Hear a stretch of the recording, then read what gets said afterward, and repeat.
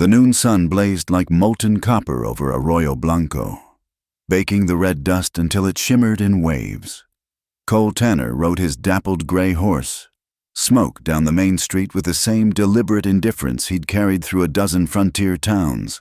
His hat brim cast a shadow over weathered features that had seen 32 summers, most of them hard ones. The ladies outside El Gallo's saloon called out their honeyed invitations, silk fans fluttering like broken butterfly wings. But Cole's eyes stayed fixed on the horizon beyond the ramshackle buildings. Then the wagon wheel cracked.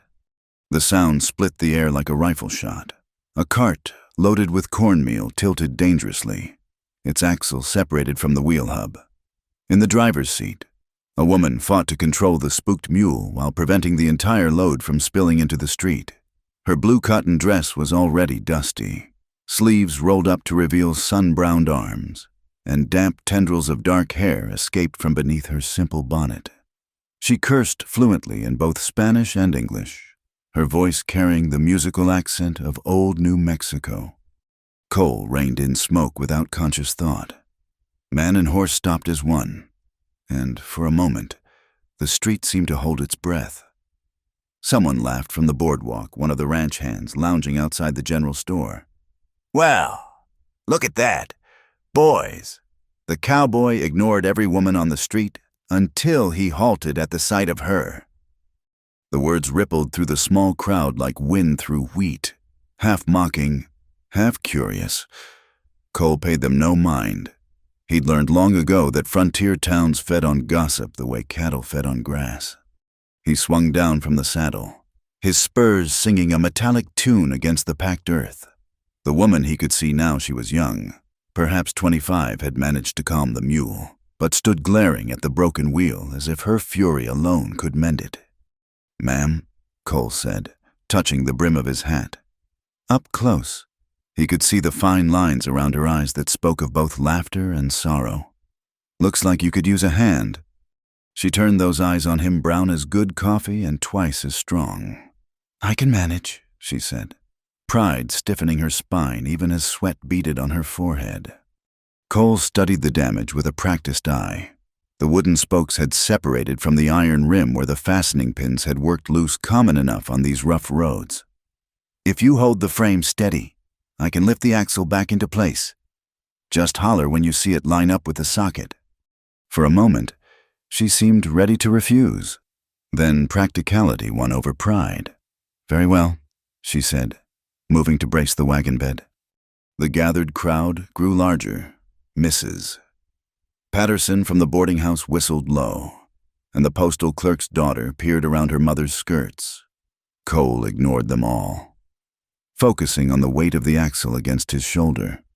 The woman's dress rustled as she adjusted her grip, and he caught the faint scent of mint and desert sage. "Now," she said, and he eased the axle into place with a grunt of effort. The children who'd gathered to watch burst into spontaneous applause. Dust swirled up from the street, coating both of them in a fine layer of grit. The wheel was seated, but barely it would need proper fastening to hold. "Thank you," the woman said, switching between languages with the ease of someone raised on the borderlands. She reached into the wagon and produced a cloth-wrapped bundle. "Please take this, it's fresh from this morning." Before Cole could respond, Smoke stretched his neck forward and snatched the offered empanada in his teeth. The horse's theft was so sudden and complete that both humans stood frozen for a heartbeat. Then the woman laughed a sound like water over stones, and the entire street seemed to pause at the unexpected music of it. From the steps of the church, Reverend Harrow watched the scene with the sour expression of a man who'd bitten into an unripe persimmon. Sheriff Pike stood nearby, nodding slowly as Silas Dorn whispered something in his ear.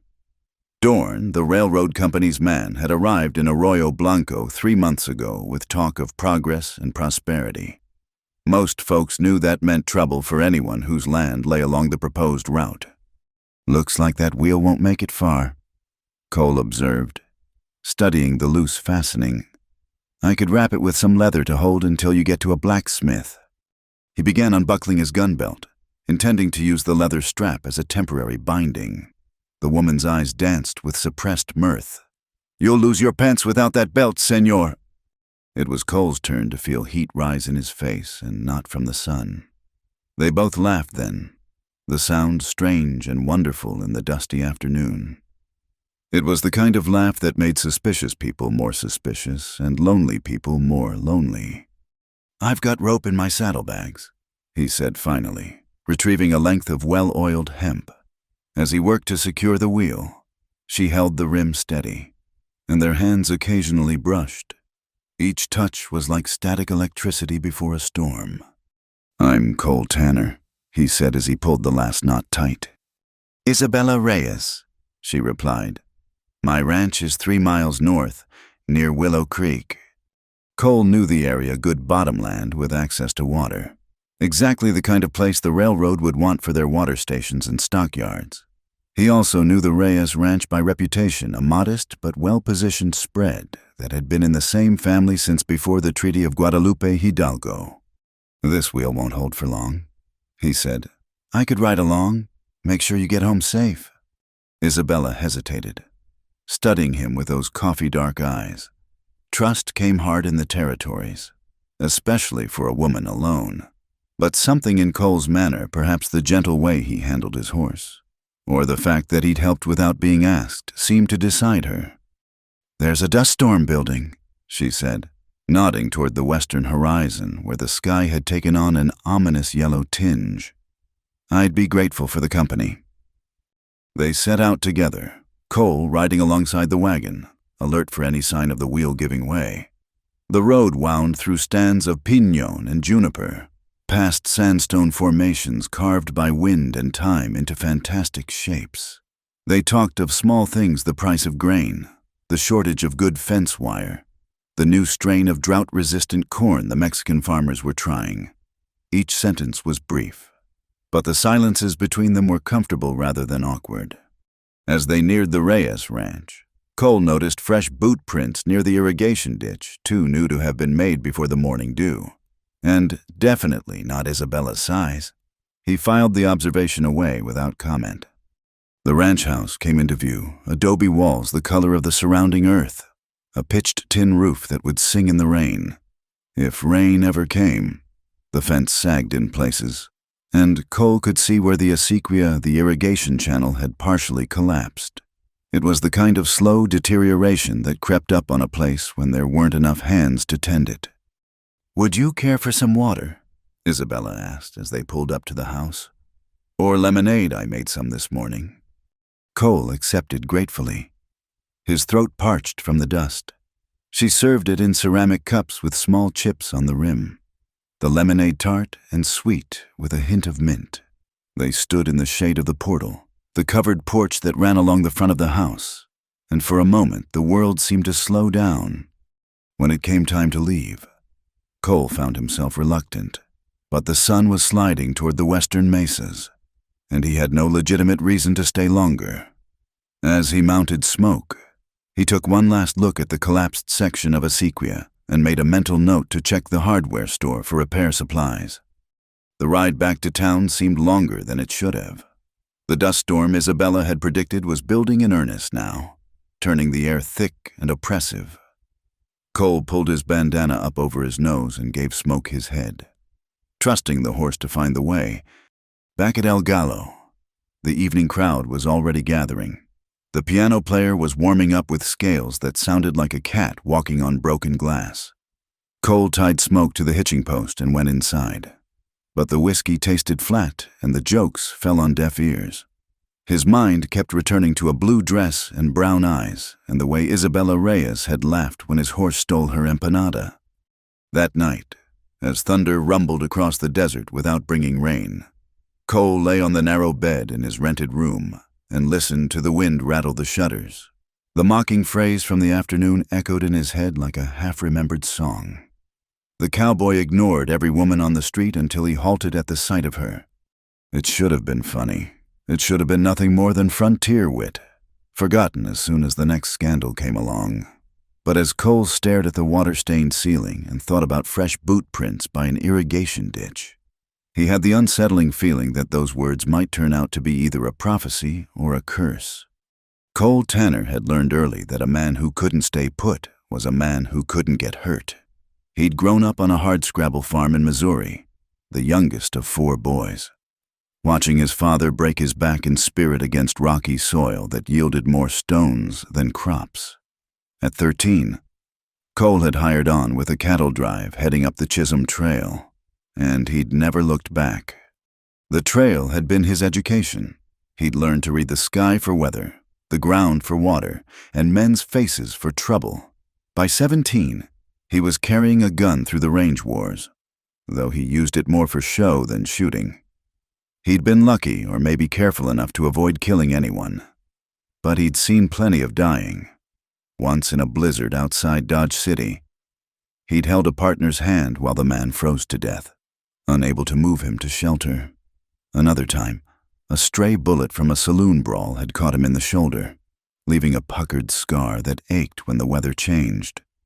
Those experiences had carved something out of him, or maybe carved something into him. A belief that staying meant staking yourself to pain, like staking a claim you couldn't defend. Better to keep moving. Keep the horizon always ahead. Keep your bedroll ready to tie behind your saddle at a moment's notice. His possessions reflected this philosophy, a saddle mended so many times it was more thread than leather, a folding knife worn smooth by his palm, a lariat soft as silk from years of use, in his saddlebags. He carried a crumpled letter from his brother Samuel, who'd settled in Montana with a wife and 3 children. "Come visit," the letter said. "The door's always open." Cole had been carrying that invitation for 2 years without acting on it. Isabella Reyes understood something about doors that stayed open and promises that went unfulfilled. She'd been born on the ranch, back when it was part of her grandfather's original land grant, thousands of acres that had shrunk through the generations to a mere 320. Her childhood had been split between 2 worlds, the old Spanish traditions her grandmother maintained, and the new American realities her father tried to navigate. She'd married at 19 to Diego Reyes, a vaquero from a neighboring ranch who'd courted her with guitar songs and an easy smile. They'd had 4 years together, long enough to learn each other's rhythms, not long enough to take them for granted. When the fever took him during the wet spring of '94, Isabella had been left with the ranch, a mortgage from the cattleman's bank, and a hollow place under her ribs that ached worse than any physical wound. The frontier was hard on widows. Without Diego, the work doubled while the help disappeared. The Mexican families who'd worked the land for generations were being pushed out by new laws and new prejudices. The Anglo settlers who might have helped saw her as foreign. Despite her family's presence predating theirs by decades, she'd learned to mend fences literal and figurative to doctor sick calves, to read contracts with a suspicious eye, and to shoot straight with her left hand when her right was tired from working. In the kitchen, she could make miracles from cornmeal, beans, salt pork, and whatever grew in her stubborn garden. Her empanadas were famous at church socials, though she attended less frequently these days. Reverend Harrow had opinions about the proper place of women, especially Mexican women. That made her teeth clench. At night, when the wind rattled the shutters and coyotes called across the darkness, fear crept in, not of the land or the work those she understood, but of the men who saw a young widow's property as an opportunity. Men like Silas Dorn, who'd appeared 3 times at her door with offers to help that came with strings attached like spider silk.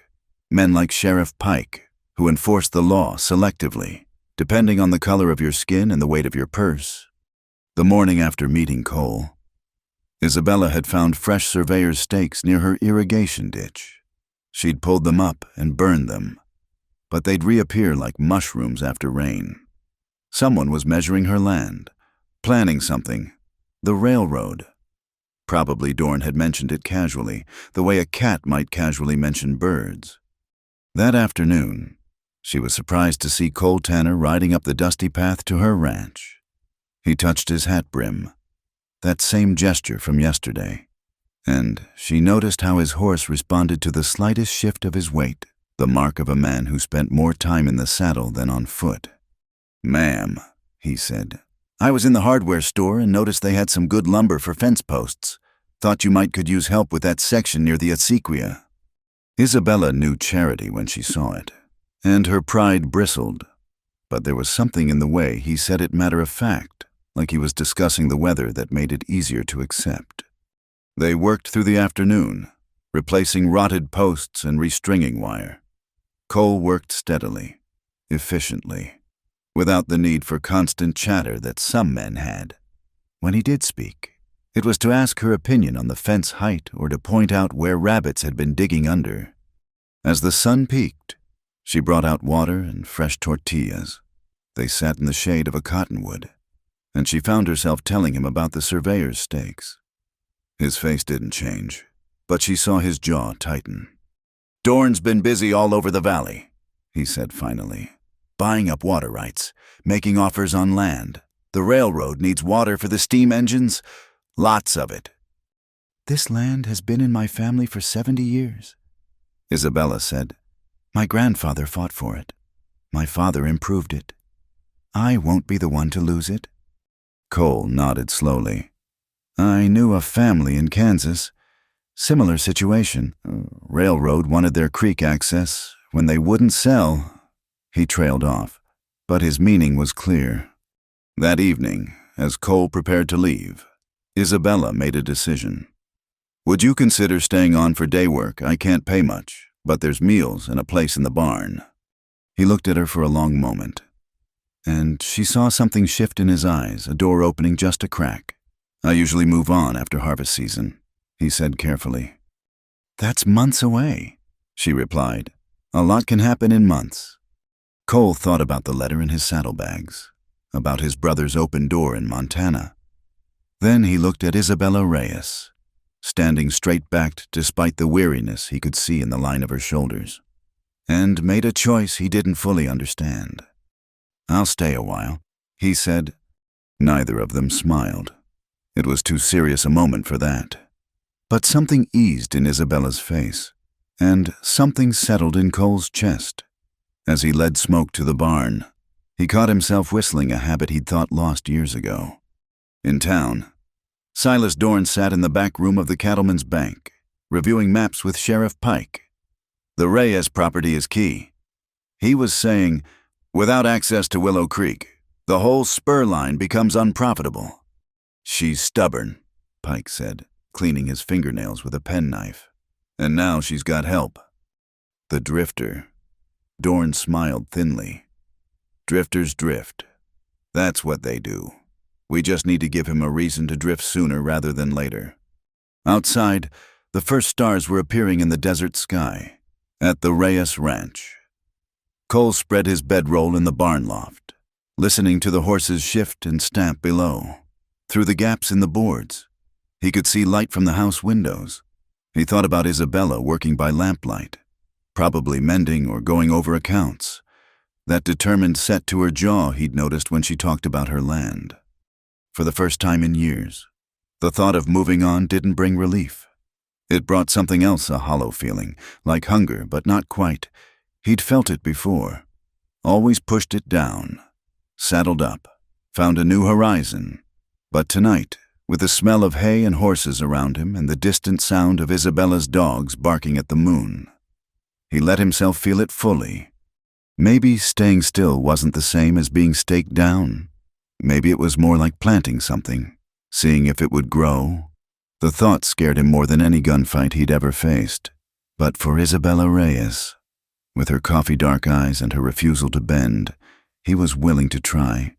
Tomorrow would bring new challenges, Dorn's schemes, Pike's pressure, the town's gossip. But tonight, Cole Tanner fell asleep to the sound of night birds and the distant whisper of water in the Atikia, dreaming of roots instead of roads. The morning arrived with a box of fence staples and a lie. Cole stood at the ranch gate, hat in hand, explaining he'd bought extra supplies by mistake and thought Isabella might use them. She saw through it immediately, the way his eyes didn't quite meet hers. The too casual way he mentioned needing to return that leather strap he'd never borrowed, but she opened the gate anyway. They fell into a rhythm as natural as breathing. Cole would arrive after sunrise, work whatever needed doing, share the noon meal, then find another task that kept him until dusk. The broken fence posts were replaced first. Then the collapsed section of the acequia was cleared.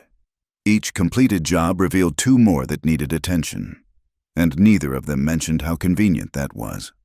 Isabella learned that Cole hummed when he worked old trail songs under his breath, barely audible.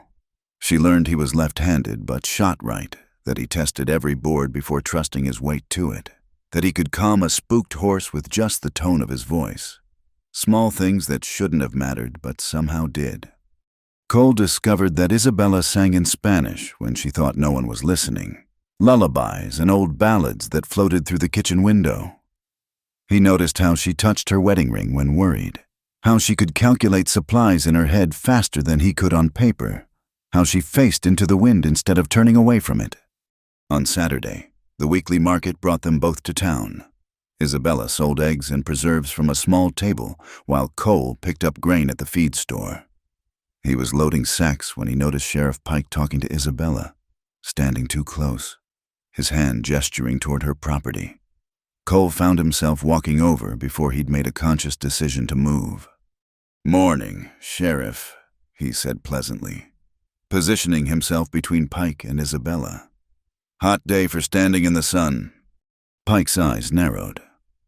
"Tanner, heard you've been keeping busy out at the Reyes place." "Man's gotta work," Cole replied mildly. "Man's gotta know when he's not wanted, too," Pike said.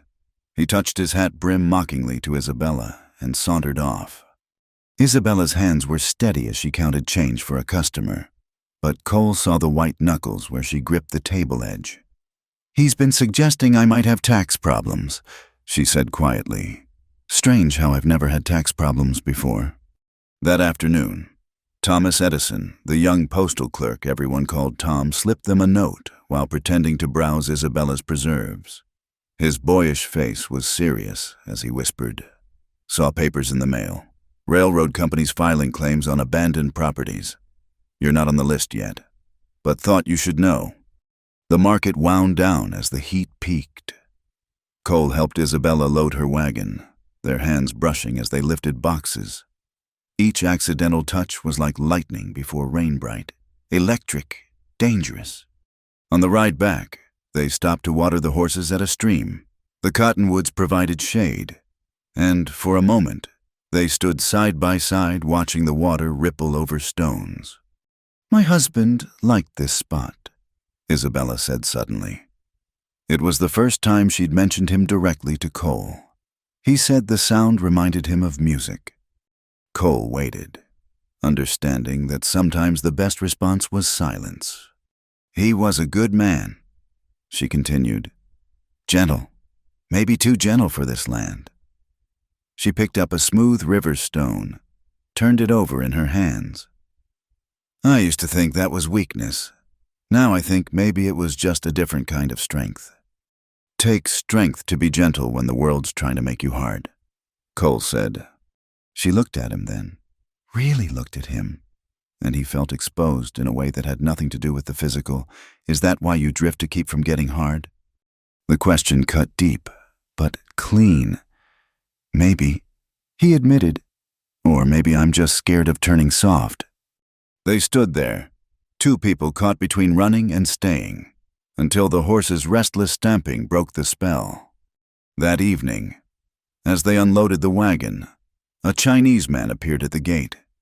He was thin, weathered, carrying a bamboo pole across his shoulders with baskets hanging from each end. "Noodles," he called in accented English.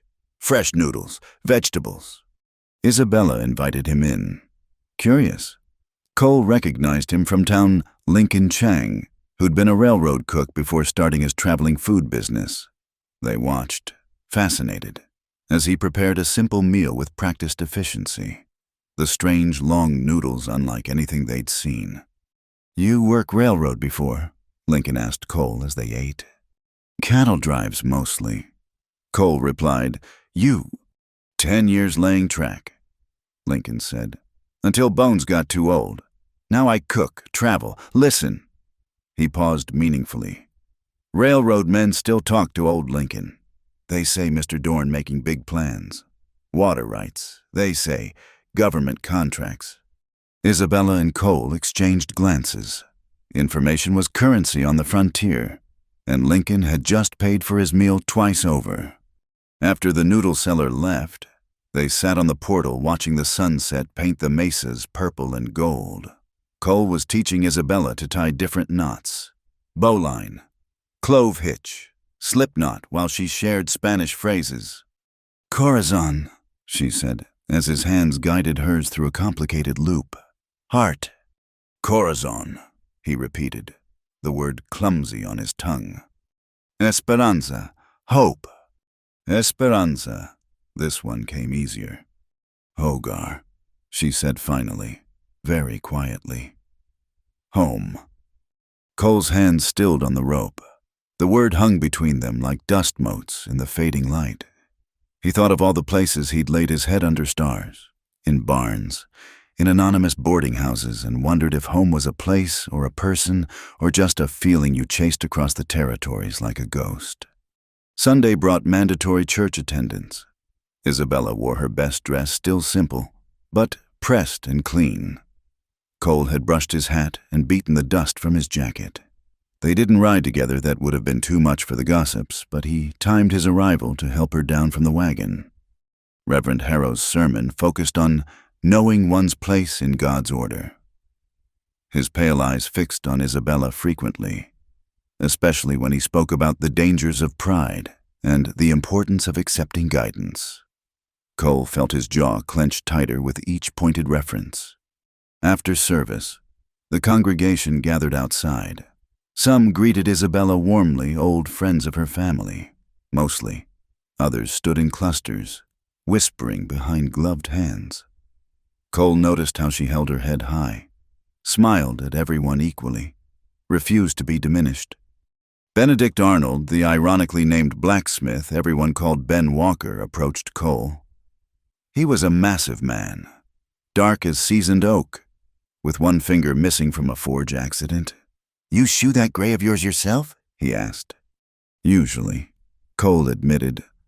"Good work, steady hand." Ben lowered his voice. "Silas Dorn asked me to delay any work for the Reyes Ranch, offered to pay me for the inconvenience. He spat tobacco juice with precise aim. Told him I was too busy to take his money." Cole nodded his thanks. Allies came in unexpected forms out here. That afternoon, a dust storm rolled in from the west. Cole and Isabella worked frantically to secure everything, shuttering windows, herding chickens to shelter, double-checking the barn doors. The wind rose to a howl, and dust seeped through every crack. They ended up in the kitchen, the most secure room, with wet cloths over their faces. The lamp flickered as the house groaned against the wind. Isabella's eyes were wide but determined above her makeshift mask. "First big storm of the season," she said, voice muffled. "Won't be the last." Cole reached across the table, covered her hand with his. "Just for a moment, just for comfort." She turned her palm up, laced her fingers through his. They sat like that, hands clasped, while the storm raged outside, two people learning that sometimes standing still together was its own kind of courage. When the wind finally died and they ventured out to assess the damage, they found the henhouse had held. The barn was intact, but a section of new fence was down. Without discussion, they began cleaning up, working in tandem like they'd been doing it for years instead of weeks. As night fell, Cole knew he should head to the barn, to his solitary bedroll and proper distance. Instead, he lingered on the portal, reluctant to break the strange intimacy the storm had created. Isabella stood beside him, dusty and tired but undefeated. "Thank you," she said simply, "for staying." He wanted to tell her he couldn't imagine leaving, that something in him had shifted like tectonic plates. Instead, he just nodded and said, "Storm's not over yet. Dorn's kind of trouble doesn't blow through in one afternoon." "I know," she replied, "but it's easier, facing it together." Together. The word settled into Cole's chest like a promise, warm and terrifying. As he finally walked to the barn, he could still feel the ghost of her hand in his, and he wondered if home might not be a place at all. but a person who made you brave enough to stop running. The water in the acequia ran lower than it should for early autumn. Cole noticed it first while checking the intake gates at dawn, the usually steady flow reduced to a trickle that barely wet the bottom of the channel. He followed the ditch upstream, smoke picking his way carefully along the narrow maintenance path. 2 miles up, he found what he suspected fresh tool marks where someone had moved the wooden gate markers. Brass surveyor's tacks gleamed in the morning sun, and boot prints with the distinctive hobnail patterns pressed deep into the damp earth. Railroad construction crew boots, the kind worn by Dorn's hired men. Cole memorized the scene, then carefully replaced everything as he'd found it. Evidence was like gold out here, you didn't spend it carelessly. That night, he woke to the smell of smoke and the sound of horses. From the barn loft, he could see flames licking at Isabella's grain storage shed. He grabbed his rifle and slid down the ladder, but by the time he reached the yard, the fire had taken hold. Isabella was already there, frantically hauling buckets from the well. They fought the blaze together, smoke stinging their eyes, heat searing their faces. The neighbors who might have helped were miles away, and they both knew no one would ride out for a Mexican widow's troubles anyway. By dawn, the shed was a skeleton of blackened timbers. The smell of burned grain hung thick in the air. Sheriff Pike arrived mid-morning, making a show of investigating. He poked at the ashes with his boot, made notes in a small book, then shrugged. "Probably a spark from your chimney," he suggested. "These old wooden structures, they're fire traps.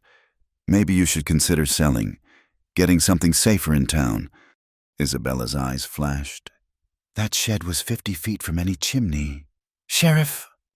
"Well now, fire's a mysterious thing," Pike replied, his tone suggesting the only mystery was why she hadn't taken the hint yet. "Insurance might cover some of the loss. You do have insurance, don't you?"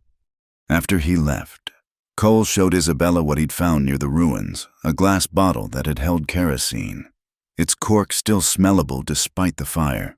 Someone had wanted this to look accidental but hadn't been quite careful enough. On Sunday, Reverend Harrow's sermon took a darker turn. He preached about divine punishment for those who lived outside God's natural order. His pale eyes fixed on Isabella throughout. "When misfortune strikes," he intoned, "we must ask ourselves what sin has invited this judgment." The congregation shifted uncomfortably. Even those who whispered about Isabella behind closed doors seemed unsettled by the Reverend's intensity. Cole sat rigid, his hands clenched so tight his knuckles went white. Ben Walker caught his eye and shook his head slightly, a warning against making a scene that would only make things worse.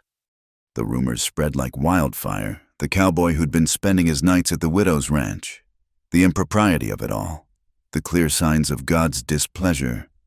Never mind that Cole slept in the barn, that their conduct had been entirely proper. The frontier loved its scandals, and a Mexican widow with an Anglo drifter was scandal enough. Tom Edison slipped Cole another note during the mail run. Official surveyor's report filed at county seat, Reyes property marked as disputed watershed. Dorn's name all over the paperwork. Watch your backs. The pressure escalated. Isabella found her fences cut 3 times in a week. Cattle from neighboring ranches wandered onto her land, trampling crops. When she tried to return them, she was accused of theft. Cole repaired what he could, but they both knew this was just the beginning. One evening, as they shared a simple supper of beans and cornbread, Isabella finally spoke what they'd both been thinking. "You should go," she said quietly. "This isn't your fight. Dorn wants me off this land, and he'll hurt anyone who stands in his way." Cole set down his fork carefully. "You asking me to leave?" "I'm trying to protect you." "Maybe I don't need protecting." He met her eyes. "Maybe I'm tired of running from other people's fights. Maybe I found something worth standing still for." The words hung between them, heavy with meaning. Isabella looked away first, blinking rapidly. "You don't understand. Diego died trying to protect this place. I won't have another—" She stopped, unable to finish. "I'm not Diego." Cole said gently. And you're not asking me to fight. I'm choosing to.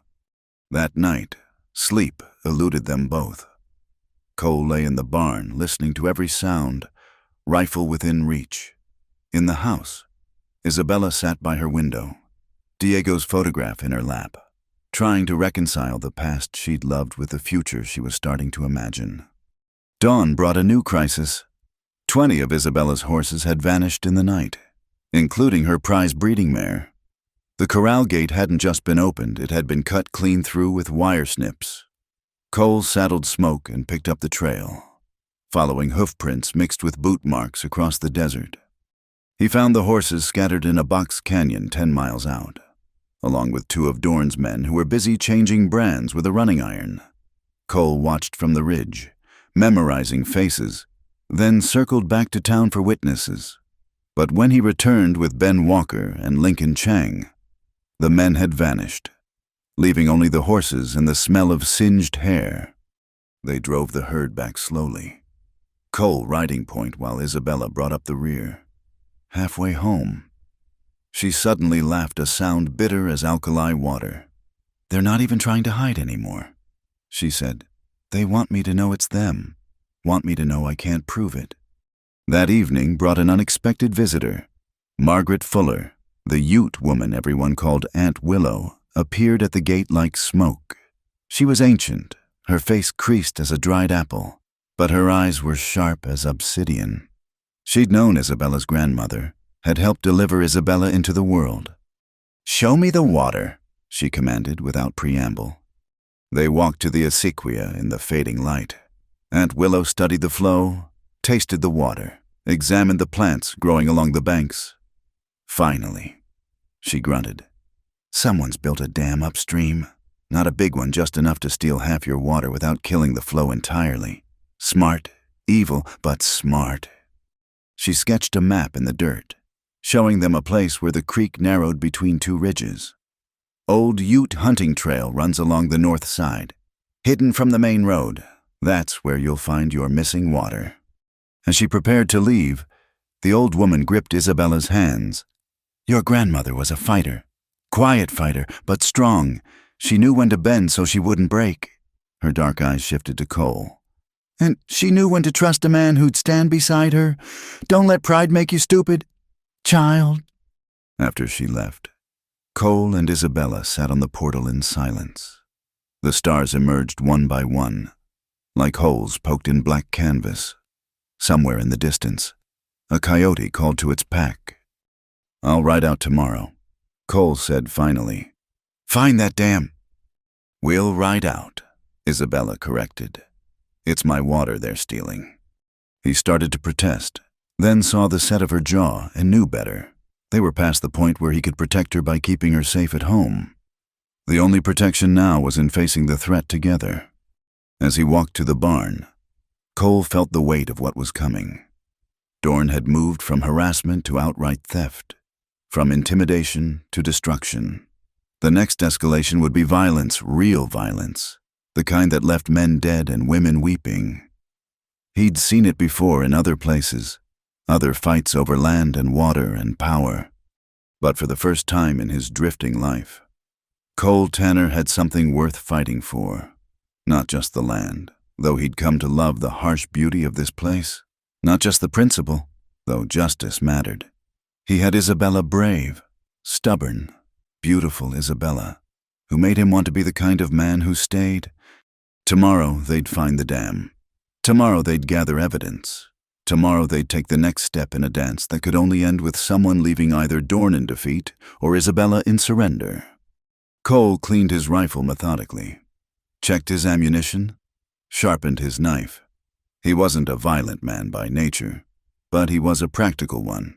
And practically speaking, he knew that sometimes the only way to stop evil men was to stand in their path and refuse to move. The night wind carried the scent of sage and distant rain. Cole allowed himself one moment to imagine a different future, one where he and Isabella could work this land in peace, where water ran freely and fences stayed mended, where the biggest worry was weather, not wealthy men's greed. Then he pushed the dream aside and focused on reality. First, they had to survive what was coming. Everything else, hope, home. Happiness would have to wait. The silence between them had weight, like the air before a thunderstorm, for 3 days after finding the illegal dam. Cole and Isabella moved around each other carefully, speaking only of necessary things: fence repairs, water levels, market prices. The unspoken hung heavy Cole's declaration that he'd found something worth standing still for. Isabella's fear of losing someone else to this land's violence. Cole threw himself into work with desperate energy. He reinforced the barn doors, cleaned and oiled every hinge on the property, resharpened tools that were already sharp. At night, nightmares found him not of violence, but of standing frozen while someone needed him. Kansas, 1889. A boy named Timothy, caught in crossfire during a cattle dispute. Cole had hesitated, calculating odds instead of acting, and by the time he moved, it was too late. The boy's mother's screams still echoed in his dreams. Isabella wrestled with her own ghosts. Late at night, she stood before Diego's photograph, trying to reconcile memory with present. Her husband had been gentle, patient, slow to anger, qualities she'd loved, but that had made him vulnerable in a land that respected only strength. When the fever took him, part of her had been relieved he wouldn't have to face men like Dorn. Now she felt guilty for that relief, guiltier still for the way her pulse quickened when Cole was near. The breaking point came on a Tuesday. Cole announced over breakfast that he'd be leaving after harvest. His tone was matter-of-fact, but Isabella saw how his hands trembled slightly as he poured coffee. "Of course," she replied, equally calm. "I never expected otherwise." They managed to maintain the pretense for exactly 3 hours. Then, while mending harnesses in the barn, the dam burst. "You're a coward," Isabella said suddenly, not looking up from her work. Cole's hand stilled. "Excuse me?" "You heard me. You talk about finding something worth standing still for. Then you plan your escape." Her voice was steady, but her knuckles were white where she gripped the leather. "At least have the courage to admit you're afraid." "You think I'm not afraid?" Cole's voice rose. "You think it's easy, staying in one place when every instinct says run when staying got people killed before. So you'll just drift forever, never trusting anyone enough to stop?" "Like you trust," Cole shot back, keeping Diego's picture like a shield, making sure no one gets too close. The words hung between them like a slap. Isabella stood abruptly, tools scattering. "How dare you?" "How dare I what? Tell the truth. We're both scared. Isabella, difference is, I'm trying to protect you by leaving. You're trying to protect yourself by pushing me away." "I'm not pushing." She stopped, her voice breaking. "I can't lose someone else to this land. I won't survive it." Cole crossed to her then, caught her shoulders gently. "You think leaving will hurt less? You think distance makes caring stop?" His voice was rough. "I've been running for 15 years, and I can tell you it doesn't work that way." They stood frozen, inches apart, the barn suddenly too small for all their fear and longing. Then Tom Edison burst through the door, face flushed with urgency. "Surveyor's report went through," he gasped. "Judge Franklin signed an order. They're coming tomorrow to seize disputed watershed access. Dorn's bringing hired guns from Albuquerque." The moment shattered. Isabella pulled away. All business. "How many men?" 6, maybe 8, plus Sheriff Pike and a federal marshal to make it legal. Cole's mind shifted to tactics. "Ben Walker might stand with us. Lincoln too, if we ask." "Against a federal marshal?" Tom shook his head. "That's not a fight. That's suicide." That evening, they convened a war council of sorts. Ben Walker came, bringing his nephew Samuel. Lincoln Chang arrived with his cousin Lee Wei. Aunt Willow appeared without being asked, along with a young Ute man named Joseph, she introduced as her grandson. 7 people against the machinery of law and money. "We need evidence," Ben said. "Something that proves Dorn's claim is fraudulent." "The dam isn't enough," Isabella asked bitterly. Not if Pike says it's on public land. We need documents. Proof of bribery. Something a judge can't ignore. Lincoln spoke up quietly. Dorn keeps ledgers in his office safe. I've seen them when delivering food. Red leather covers. He's very careful with them. Breaking into his safe would be theft, Tom pointed out. We'd be the criminals then. We're already criminals in their eyes, Aunt Willow said. The question is whether we'll be living criminals or law-abiding corpses. They argued strategy until midnight, plans forming and dissolving like smoke. Finally, Cole made a decision. I'll go in alone tomorrow night, during the town meeting. Get the ledgers, get out clean. Not alone, Isabella said firmly. I know the law better than you. I'll know which documents we need. Isabella. This is my land, my fight. I won't hide while others take the risks. They locked eyes across the table. Another battle of wills. This time, Cole backed down first. He recognized the steel in her that wouldn't bend, the same steel that had kept her going after Diego's death. Trying to protect her by excluding her would only drive the wedge deeper. The next day passed intense preparation. Weapons were cleaned, horses readied, plans reviewed. As dusk approached, Cole found Isabella in the small cemetery plot where Diego was buried. She was kneeling by the headstone, not praying but simply being present.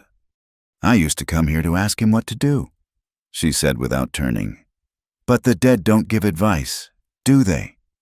They just remind us that time is short. Cole knelt beside her. What would he want for you? To be happy, she answered immediately. To live, not just survive, he used to say. Her voice caught. He said the land would be here long after we're gone, but love is only for the living. Carefully, giving her time to pull away, Cole took her hand. She laced her fingers through his, holding tight. I'm scared too, he admitted.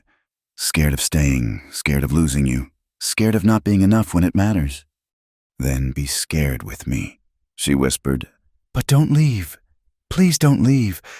He pulled her close then, her head against his shoulder, and they held each other in the fading light. Not with passion, but with the desperate comfort of two people facing the storm together. When they finally rose, Diego's headstone seemed less like a barrier and more like a blessing, one love acknowledging another. As they walked back to the house, thunder rolled across the desert. The promised storm was finally coming, one way or another. Tomorrow would bring marshals and guns, legal papers and violent men, but tonight they had each other and the truth between them at last. After this is over, Cole said as they reached the portal, we need to talk about staying. Really talk, not just circle around it. After this is over, Isabella agreed. If we're still alive to talk, we will be, Cole said with more confidence than he felt. We have to be. I've got 15 years of running to make up for, and I plan to do it right here. She squeezed his hand once more before going inside. Cole headed to the barn to prepare for tomorrow's raid, but his step was lighter despite the danger ahead. He'd made his choice not just to stay for now, but to build something worth protecting. The land, yes, but more than that. A life with Isabella. If she'd have him, a home, if they could keep it. The storm clouds gathered overhead, promising rain or violence or both. Cole cleaned his weapons and reviewed the plan one more time. Tomorrow would test everything: their courage, their bonds, their hope for justice in a land that often had none. But whatever came, he wouldn't face it as a drifter anymore. He'd face it as a man with roots, fighting for the ground where he'd chosen to make his stand. The town meeting was scheduled for 8 o'clock, which gave them a 2-hour window. Cole and Isabella approached from the back alleys, keeping to shadows cast by the setting sun. Tom Edison waited at the postal office corner with a wrapped package, their excuse for being in town. Lincoln Chang had positioned his noodle cart strategically at the rear entrance of Dorn's building, ready to provide distraction if needed. Cole tried the back door, first locked. As expected, But Lincoln had been right about the window latch being loose. Within minutes, they were inside Dorn's private office, the smell of cigar smoke and leather heavy in the air. The safe stood behind the desk like an iron sentinel. Cole knelt before it, ear pressed to the cold metal, fingers working the dial. It was an older model, the kind he'd learned to crack during a misspent winter in Denver when hunger made thieves of honest men. The tumblers fell into place with satisfying clicks. Inside, neat stacks of documents filled the shelves. Isabella worked quickly, scanning papers by lamplight. "Here," she breathed. "Payment authorizations to Pike, signed by Dorn, and these," she held up another folder. "Survey reports dated 3 months before the official filing. They've been planning this since spring." Cole packed the evidence carefully into a leather satchel. As he reached for the last stack, voices echoed from the street. The meeting was ending early. "Window!" he hissed, but footsteps were already climbing the front stairs.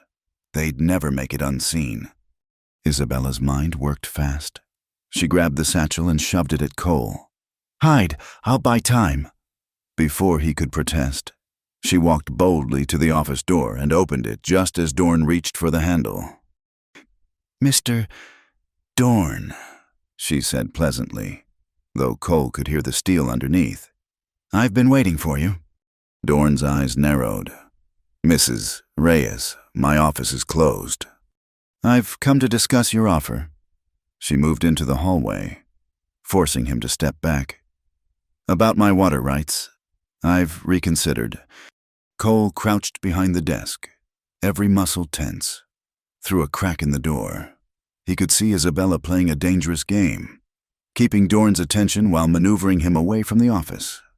"Reconsidered," Dorn's voice held suspicion and greed in equal measure. "That's surprisingly sensible of you.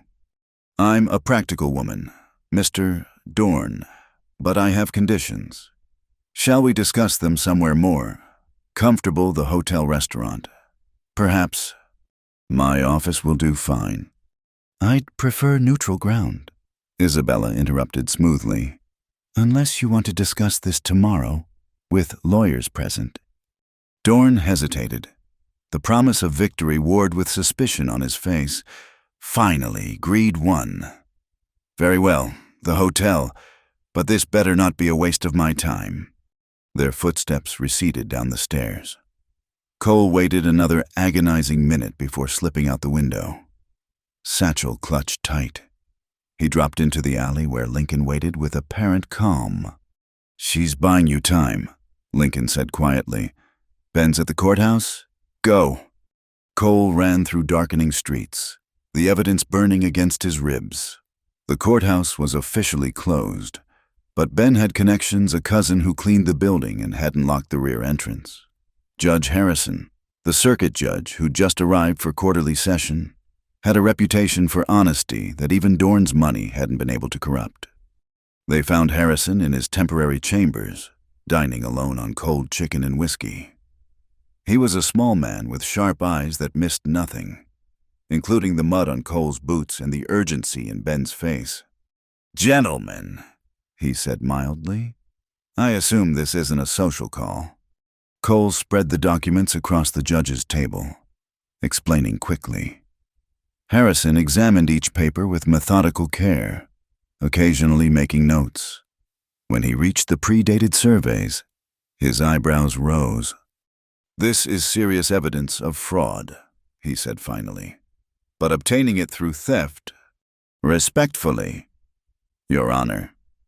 Ben interrupted. "Is it theft to recover proof of crimes against property, Mrs. Reyes is protecting her legal rights against systematic corruption." Harrison was silent for a long moment. Then, "I'll need to verify these documents' authenticity, but based on what I see here, I'm issuing an immediate stay on any property seizure pending full investigation. Sheriff Pike is to be suspended pending review." He began writing rapidly. "I'll also request federal marshals from Santa Fe, real ones, not Dorn's hired thugs." Relief flooded through Cole, followed immediately by fear. Isabella was still with Dorn, playing a role that could turn deadly if he suspected the truth. He found her an hour later at the hotel, sitting calmly across from Dorn in the restaurant. Her face was composed, but Cole saw the tension in her shoulders, the way her fingers worried at her napkin. Dorn was leaning forward, pressing his advantage. "Very generous terms, Mrs. Reyes. More than fair. Considering what?" Cole asked, sliding into the chair beside Isabella. "Considering the illegal dam you built, the surveys you falsified, the sheriff you bribed." Dorn's face went white, then red. "You have no proof." "Actually, we do." Cole smiled without humor. "Judge Harrison has it all. He's particularly interested in those payments to Pike. Oh, and those men you brought from Albuquerque.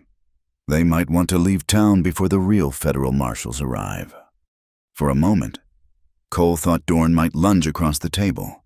Then the man's natural cowardice asserted itself. He stood abruptly, knocking over his water glass. "This isn't over," he snarled. "You think one judge can stop progress? The railroad will have that water, one way or another." "Maybe," Isabella said quietly. "But not from my land, and not through you." Dorn stormed out, leaving silence in his wake. Isabella's hand found Cole's under the table, gripping hard. "The ledgers. Safe with Harrison.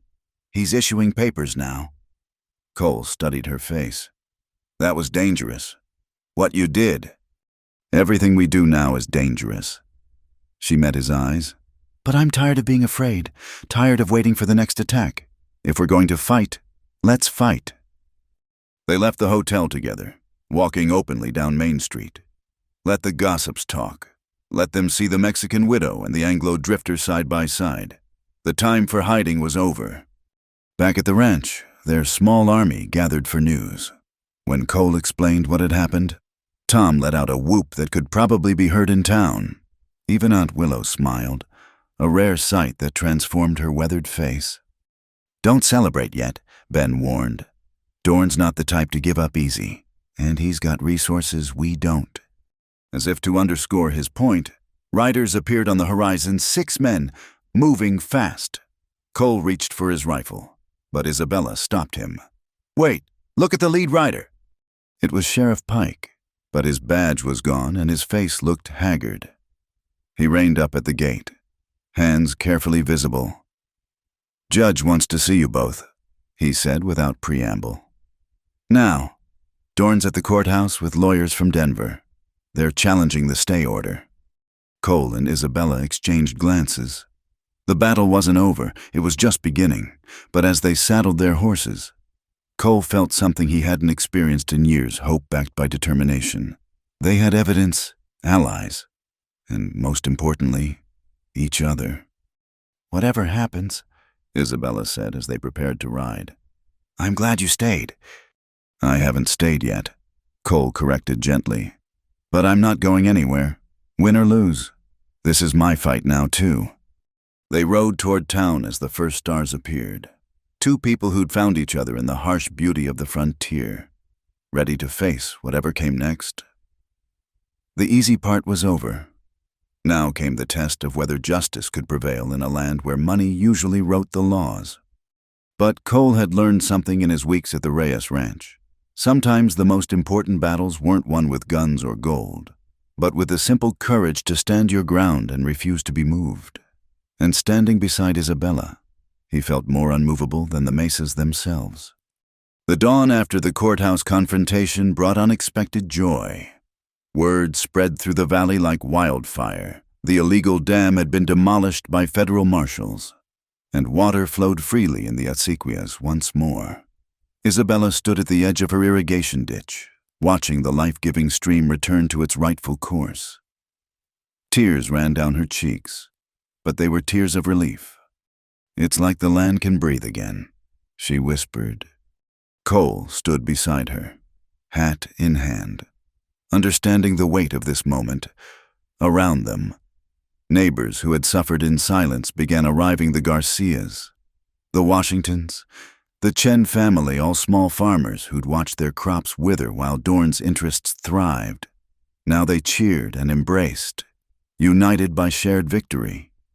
The community's response was immediate. When word spread that the Garcias had lost their barn to a lightning strike, Ben Walker organized a barn raising. On the appointed Saturday, wagons converged on the Garcia homestead from every direction. Men brought tools and lumber. Women brought food in willing hands.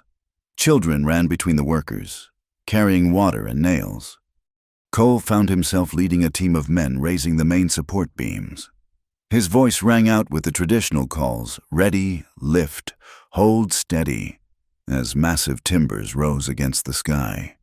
Beside him, Samuel Washington and Lee Way worked in perfect rhythm, differences of origin forgotten in shared labor. Isabella coordinated the meal preparation with Maria Garcia and Susan Bradley.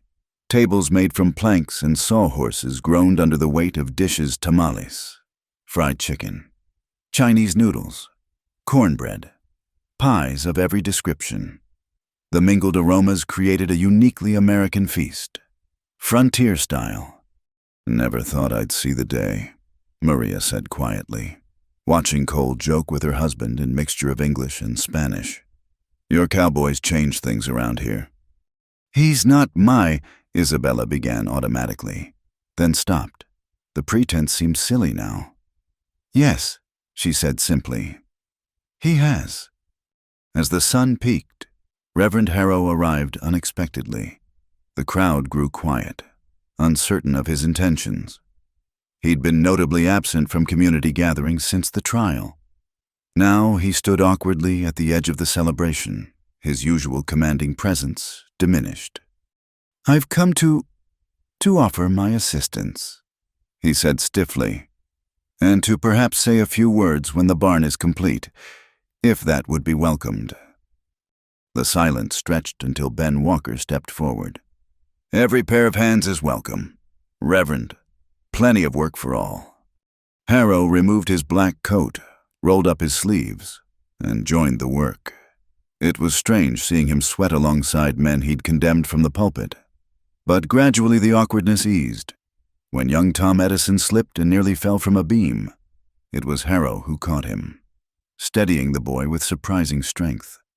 The barn rose like a prayer against the sky frame, walls, roof taking shape through collective effort.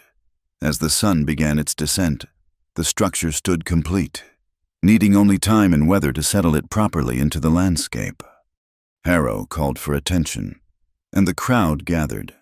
His sermon was brief, focusing on redemption and community.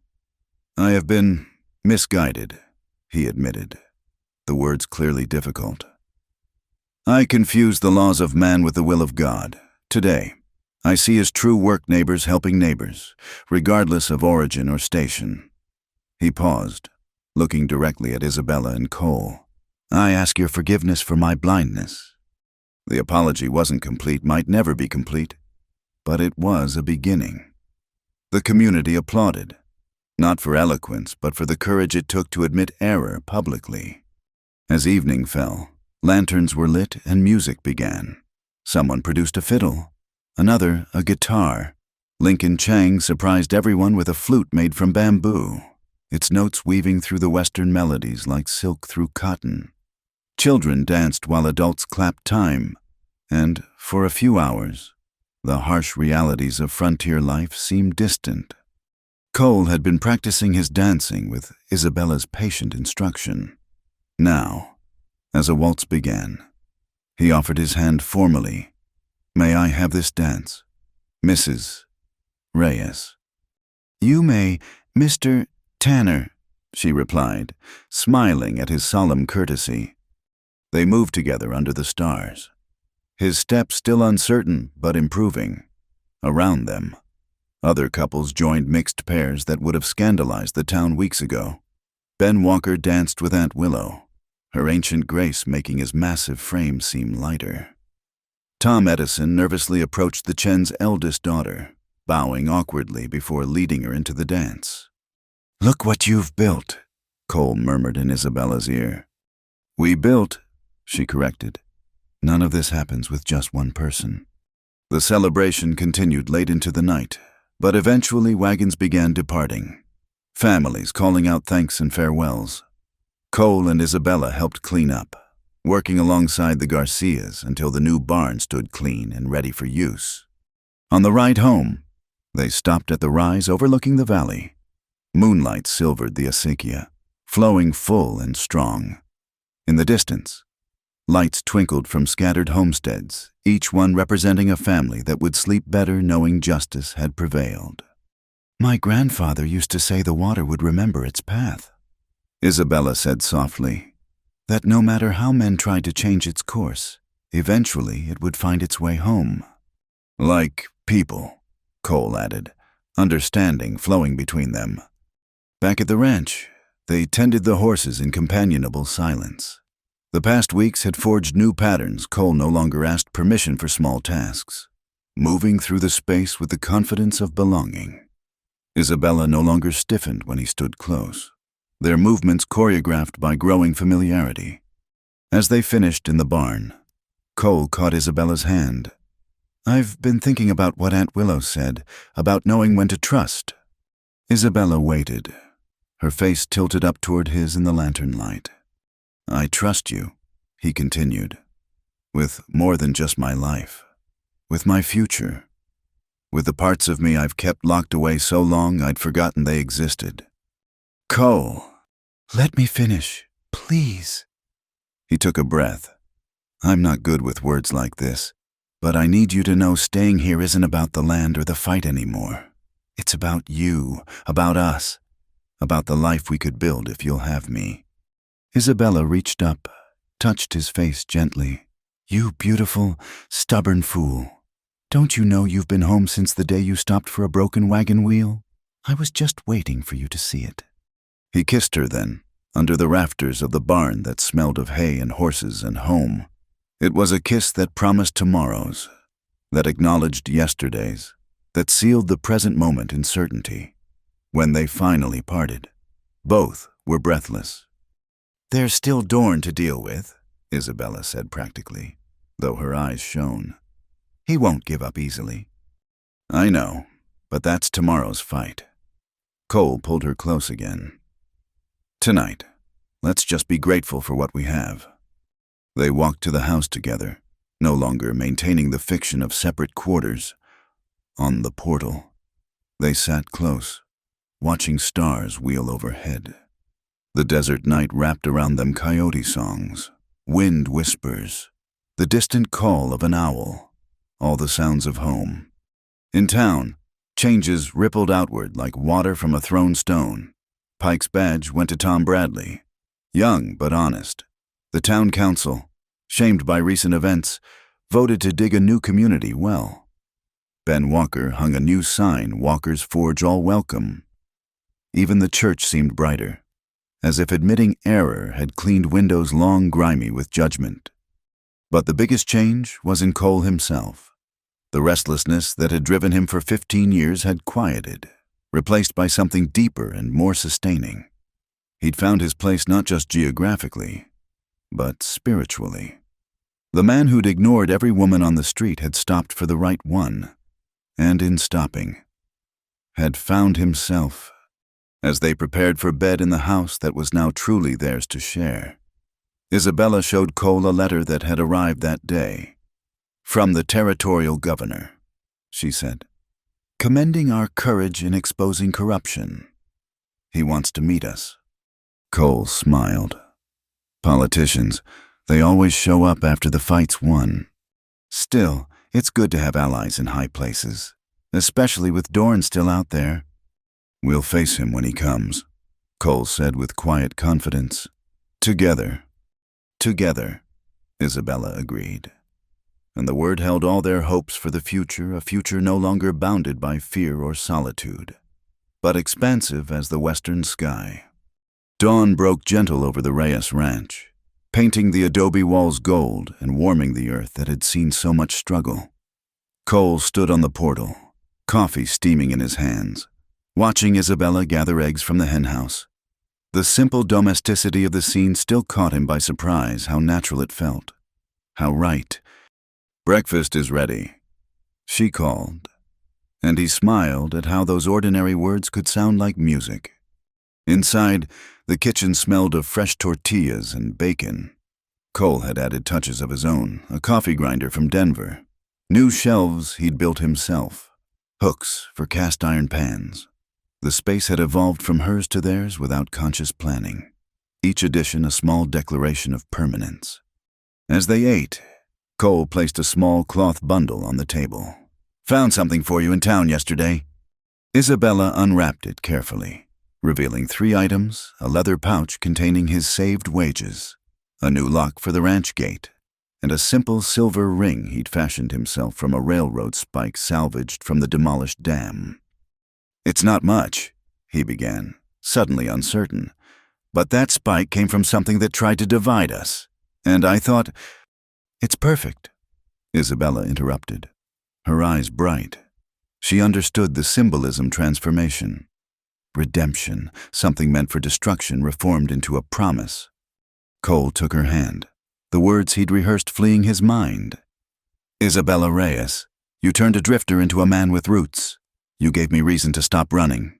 Will you—" "Yes," she said before he could finish. "Whatever you're asking, yes." They were married 3 days later in the ranch's courtyard. Judge Harrison himself performed the ceremony, having extended his circuit to include their happy occasion. The gathering was small but meaningful. Ben Walker stood as Cole's witness. Aunt Willow blessed them in the Ute tradition. Tom Bradley fumbled with a new camera to capture the moment, and Lincoln Chang prepared a feast that merged traditions as beautifully as the ceremony itself. Isabella wore her grandmother's wedding dress, altered to fit but maintaining its elegant simplicity. Cole had purchased his first new suit in a decade, looking uncomfortable but handsome in the formal attire. When they exchanged vows, his voice was steady and sure, the voice of a man who'd finally found where he belonged. The celebration lasted well into the evening. Children played in the courtyard while adults shared stories and laughter. Even Reverend Harrow attended, offering a blessing that seemed genuinely meant. The transformation in the community was evident where once suspicion and division had reigned. Now, neighbors of all backgrounds mingled freely. As the sun set, Cole and Isabella stood together by the acequia, watching water flow steadily through channels they'd cleared together. The metaphor wasn't lost on either of them, obstacles removed, flow restored, life returning to parched ground. "No regrets?" Isabella asked softly. "Only one," Cole replied. "That it took me so long to stop moving long enough to find you." She leaned into him, fitting perfectly against his side. "You stopped at exactly the right moment. Any earlier and we might not have been ready. Any later and Dorn might have won." Cole finished. "Speaking of which—" A dust cloud on the horizon announced riders approaching. Cole tensed, hand moving instinctively toward his gun. But Isabella touched his arm. "Look closer. That's not trouble coming." The lead rider was Tom Bradley in his new sheriff's badge, followed by several federal marshals. They reined up at the gate, Tom grinning broadly. "Got news from Santa Fe. Silas Dorn was arrested trying to bribe a federal judge. Seems he didn't learn his lesson here. He's facing serious prison time." The relief was palpable. The shadow that had hung over their victory finally lifted completely. Justice had prevailed not through violence, but through law. The very system Dorn had tried to corrupt had become his downfall. That night, their first as husband and wife in the home they'd defended together, Cole and Isabella sat on the portal watching stars emerge. The desert evening wrapped around them with familiar comfort-cooling air, distant coyote calls, the rustle of night-hunting owls. "I used to fear this silence," Cole admitted. "Thought if I stayed still too long, the past would catch up. And now I know the past is just a trail that led me here. Every drift, every wrong turn, every night under different stars, it all aimed toward this moment." Isabella smiled, remembering her own journey. "Diego would have liked you. He always said the land needed guardians, not just owners, people who understood that we're temporary, but the land endures." "We'll be good guardians." Cole promised. Together. The word hung in the air like a blessing. Together they'd face down corruption and prejudice. Together they'd united a community. Together they'd built something worth protecting. In the days that followed, life settled into new rhythms. Cole wrote to his brother in Montana, finally accepting that long-standing invitation for a visit, but making clear they'd return to New Mexico, to home. Isabella expanded her garden, planning for the future with confidence born of security. The ranch prospered with 2 sets of hands and hearts working in harmony. The community, too, flourished. The cooperative water-sharing agreement became a model for other settlements. Ben Walker's Forge rang with work from all quarters. Lincoln Chang opened a permanent restaurant. Tom Bradley grew into his badge with wisdom beyond his years. Even Reverend Harrow seemed changed, his sermons focusing more on grace than judgment. One morning, as Cole repaired the chicken coop and Isabella tended her plants, she called out, "Someone's coming." A lone rider approached, weathered, tired, leading a packhorse, another drifter, seeking work or directions or just a meal. Cole recognized the look, the posture of perpetual motion, the wariness of a man who'd never found reason to stop. "Morning," the stranger said, touching his hat brim. "Looking for work. Heard there might be opportunities hereabouts." Cole glanced at Isabella, saw her small nod. "Might be," he said. "Garcia Place needs hands for harvest. Good people, fair wages. You can water your horses here, get directions." As the man tended his animals, Isabella brought food and water. They didn't preach or pry, just offered simple hospitality. But as the drifter prepared to leave, he paused. "You folks seem settled, happy. Don't see that much anymore." "It's out there," Cole said simply. "Sometimes you just have to stop long enough to let it find you." The man rode on toward the Garcia ranch, but something in his posture had changed, a slight straightening, a glimmer of possibility. Cole knew that look too. Hope was contagious on the frontier. As autumn touched the valley with gold, Cole and Isabella stood together where they'd first met, the spot on Main Street where a broken wagon wheel had changed 2 lives forever. The town had placed a water trough there, a small plaque reading, "Community well, all welcome." The cowboy ignored every woman on the street until he halted at the sight of her, Isabella quoted, smiling at the memory. They still tell that story. You know, it's become a local legend. "Oh, let them tell it," Cole said, pulling her close. "Every word is true. I was blind until I saw you, lost until you helped me find home." They walked back toward the ranch as the sun set behind the mesas, painting the sky in shades of rose and gold. The Atsequia sang its ancient song of water and life. The land stretched endless and demanding, but no longer empty. It was full of promise, full of purpose, full of the future they'd build together. Behind them, the town settled into evening lamps lit in windows, families gathering for supper, the harmony of a community that had learned to see beyond differences to shared humanity. And at the Reyes Ranch now, the Tanner Ranch too, 2 people who'd found each other against all odds, prepared to face whatever tomorrow might bring. Because that's what love does in a harsh land. It makes you strong enough to stay, brave enough to hope, and wise enough to know that some trails are meant to end exactly where they should at home. Thank you so much for listening to this Wild West love story. I hope Cole and Isabella's journey touched your heart as much as it touched mine while sharing it. I'd love to know where in the world you're listening from. Please leave a comment below, and let's connect over our shared love of these frontier tales. If you enjoyed this story, please subscribe to Wild West Stories 1850 and hit that like button. And don't forget to press the hype button to help more people discover these tales of courage, love, and justice in the American frontier. Until next time, partners.